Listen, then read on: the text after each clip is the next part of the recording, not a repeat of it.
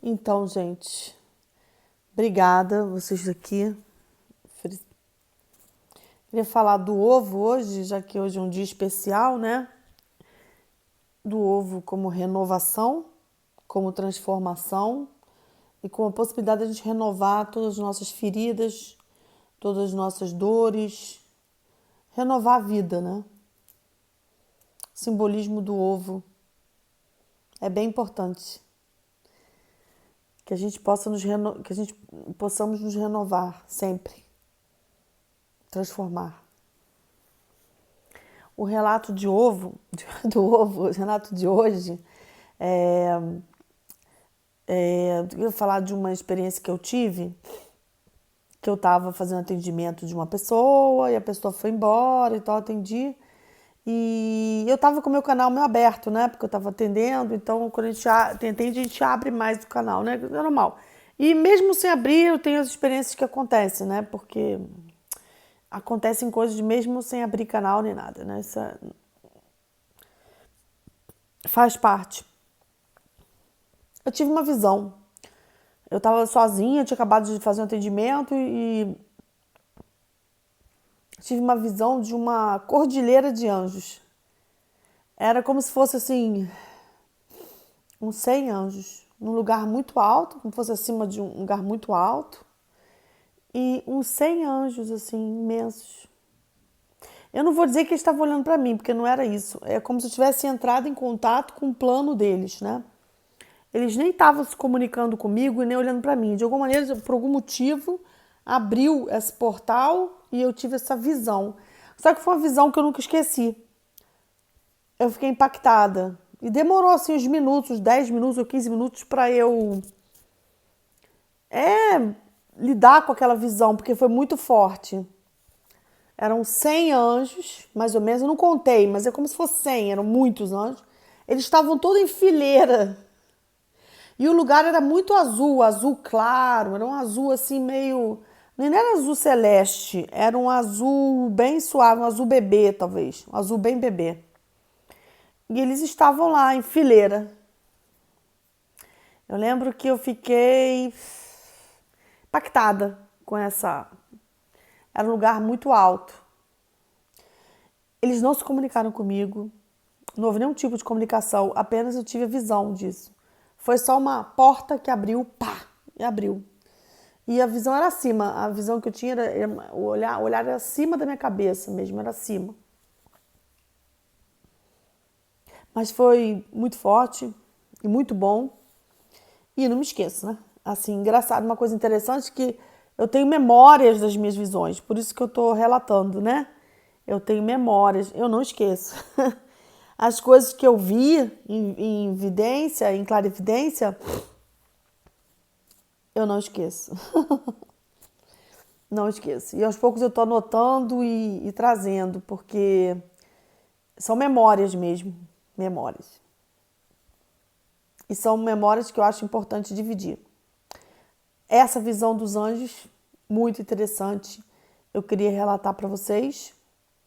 E tem outro caso de uma mulher que eu atendi, que, que ela morava num apartamento na Urca, tá? Vou falar o bairro, na Urca, no Rio de Janeiro, num bairro.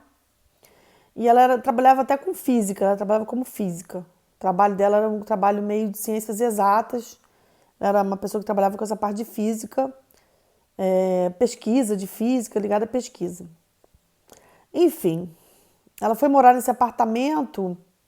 Ela estudava muito, trabalhava com uma coisa muito mental, muito intelectual, né? O trabalho dela. E ela morava sozinha. E é uma pessoa bastante ligada ao mental. O trabalho dela é totalmente intelecto. Existem muitas pessoas assim, né? Tem pessoas que são muito assim. Pessoas que são da área de exatas, outras pessoas são da área de humanas, outras pessoas são da área de mais biomédica. E tem pessoas que são mais da área administrativa, né? Tem pessoas que são mais ligadas a vendas, né?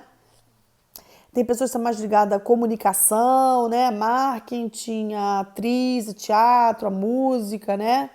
Então, assim, eu acho que o ser humano ele vem em segmentos, né? A gente já sabe disso. Tem pessoas que têm dom para vendas, e muito. Tem pessoas que são mais exatas, mais pesquisa, mais intelecto. O ser humano é assim, né? Às vezes a pessoa não se adequa a tudo, né? Não consegue fazer todos, não tem como. Você vai seguir mais um segmento, né? O ideal é fazer teste vocacional e descobrir qual é o seu segmento, né? Isso é importante. E ela morava nesse apartamento na Urca e ela começou a ver espíritos nesse apartamento, mas só que foi interessante, porque era um bloco de espíritos, um grupo.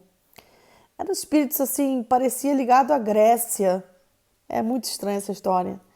E ela conversava com eles, ela se relacionava com eles. Só que ela não era vidente, nem clarividente, nem espírita, nem nada disso. Não era nem kardecista, nem um candomblessista, nem um bandista, não era nada. Nem esoterista, nada.